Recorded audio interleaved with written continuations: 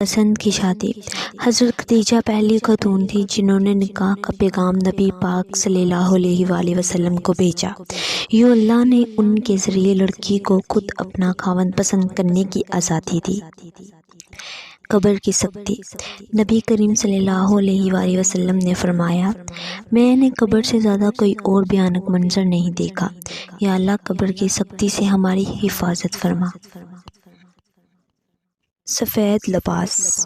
نبی کریم صلی اللہ علیہ وآلہ وسلم نے فرمایا، سفید کپڑے پہنو کہ یہ زیادہ پاکیزہ اور عمدہ لباس ہے۔ خوش نصیب عورتیں۔ اور کچھ عورتیں اتنی خوش نصیب ہوتی ہیں کہ ان کے پسندیدہ مرد ان کو پانے کے لیے دنیا سے لڑتے ہیں اور اللہ کے آگے روتے بھی ہیں۔ عورتوں کو توڑنا۔ مرد عورتوں کو توڑنا اور انہیں رلانا چھوڑ دیں گے جس دن وہ یہ بات سمجھ جائیں گے کہ حضور اکرم صلی اللہ علیہ وآلہ وسلم نے فرمایا، عورتوں کے معاملے میں اللہ سے ڈرو۔ 7 گناہ گار مرد۔ بیوی پر ظلم کرنے والا، تکبر کرنے والا، پیسے پہ ناز کرنے والا، خاندان سب کو ذلیل کرنے والا، دکھاوا کرنے والا، ماں باپ کا نافرمان، دکھاوا زیادہ کرے اور حاسد ہوگا۔ بھاگ کر شادی۔ اسلام ہمیں پسند کی شادی کی اجازت دیتا ہے، لیکن اسلام بھاگ کر اپنے والدین کی عزت کا جنازہ نکال کر شادی کرنے کی اجازت بالکل نہیں دیتا۔ بیٹیاں۔ رسول اللہ صلی اللہ علیہ وآلہ وسلم نے فرمایا، جس نے بیٹیوں کی وجہ سے خود کو معمولی سے بھی تکلیف میں ڈالا تو بیٹیاں اس کے لیے دوزخ سے بچاؤ کی آڑ بن جائیں گی۔ مرد عورت کی دوستی۔ قرآن پاک میں مرد اور عورت کی دوستی کا ذکر کہیں بھی نہیں ہے۔ اس متعلق اللہ پاک نے فرمایا، اور جو تمہیں پسند ہو اس کے ساتھ نکاح کرو۔ خوش نصیب بیوی۔ وہ بیوی بہت خوش نصیب ہوتی ہے جس کی غیر موجودگی میں اس کا شوہر بے چین رہے۔ مرد کی وفا۔ کیا مرد کی اتنی وفا کافی نہیں کہ وہ 4 قانونی حق رکھتے ہوئے بھی زندگی ایک پر گزار دیتا ہے؟ منچائی عورت کو 1 منٹ دیکھنا مرد کا 24 گھنٹوں تک ڈپریشن لیول مینٹین رکھتا ہے۔ شیطان کے وسوسے۔ اللہ جب انتظار کے ذریعے آزماتا ہے تو شیطان دعا نہ قبول ہونے کے وسوسے تمہارے دل میں ڈالتا ہے۔ اللہ فرماتا ہے، اے موسیٰ، میں اولاد کے ذریعے بیٹی بھیجتا ہوں جب میں بے حد خوش ہوتا ہوں۔ پاکیزہ بیوی۔ جو خوبصورت اور پاکیزہ بیوی مرد سے خود کو 1 درجہ کم سمجھ لے تو اللہ اسے ماں کی صورت میں 3 درجے بلندی عطا فرماتا ہے۔ اچھی لڑکی۔ میں تمہاری زندگی کی سب سے اچھی لڑکی تو نہیں، مگر ہاں اتنا یقین ضرور ہے کہ ایک دن جب تم میرا نام سنو گے تو مسکرا پڑو گے اور کہہ اٹھو گے، وہ باقی لڑکیوں سے بالکل مختلف تھی۔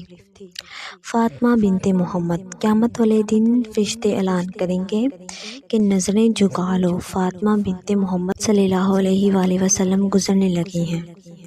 ہر وہ شخص، نہ جانے میں برا ہوں یا میرا نصیب، میرا ہر وہ شخص دل دکھاتا ہے جس پر مجھے بہت ناز ہوتا ہے۔ عورت کی بربادی۔ عورت کی بربادی کا وقت تب شروع ہوتا ہے جب سے مختلف مردوں سے اپنی تعریف سننے کی عادت پڑ جائے۔ بلا وجہ شادی نہ کرنا۔ اللہ نے بلا وجہ شرعی شادی نہ کرنے والے ان مردوں پر لعنت فرمائی ہے جو یہ کہتے ہیں کہ ہم شادی نہیں کریں گے، اور ان عورتوں پر بھی لعنت فرمائی ہے جو ایسا کہتی ہیں۔ حضرت خدیجہ رضی اللہ تعالیٰ عنہا نے فرمایا، عورت کے لیے بہترین زیور پردہ ہے، اور پردہ دار عورتیں جنت میں میری بیٹی فاطمہ کے ساتھ ہوں گی۔ نکاح۔ وہ لوگ کہتے ہیں پہلے سنبھل جاؤ پھر نکاح کرنا، لیکن میرا اللہ کہتا ہے تم نکاح کرو، تمہیں سنبھالنے کی ذمہ داری میری ہے۔ سورۃ مریم۔ سورۃ مریم ہمیں سکھاتی ہے موت سے ہو سکتے ہیں، اللہ پاک کی رحمت سے کبھی مایوس مت ہونا۔ اللہ پاک اپنے بندوں کو کبھی تنہا نہیں چھوڑتا، اللہ آپ کو مشکلات سے نکال سکتا ہے۔ بیٹی کی پسند۔ محمد صلی اللہ علیہ وآلہ وسلم۔ سنو بیٹی فاطمہ، علی کا رشتہ آیا ہے، ہاں کر دو۔ دعا کی قبولیت کے اوقات۔ اذان اور اقامت کے درمیان، شب قدر میں، تہجد کے وقت، قرآن مجید کی تلاوت کے بعد، فرض نماز کے بعد، سفر میں، جمعہ کے دن کی 1 گھڑی، عرفہ کے دن، سجدے میں، آب زمزم پیتے وقت، سحری کے وقت، میدان جنگ میں، روزے کی حالت میں، بارش برستے وقت۔ کمزور سے کمزور عورت بھی اس وقت دنیا کی مضبوط اور طاقتور بن جاتی ہے جب اسے ایک عزت دار مرد کا ساتھ نصیب ہو جائے، کیونکہ عورت کو مضبوط نہیں بلکہ اس زیادہ مرد کی ضرورت ہوتی ہے۔ مرد کا کردار۔ خوش قسمت ہوتے ہیں وہ مرد جن کے کردار کی خوشبو پا کر خود عورت اظہار محبت کرے۔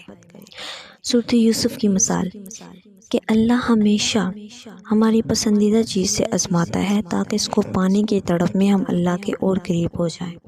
صبر کی انتہا۔ اور پھر تمہیں کیا معلوم کہ جب کوئی بھی آنکھیں سختی سے رگڑ کر لمبی سانس کھینچ کر تلخ مسکراہٹ لبوں پر سجائے آسمان کی طرف دیکھے تو وہ ضبط کی کس انتہا پر ہوتا ہے۔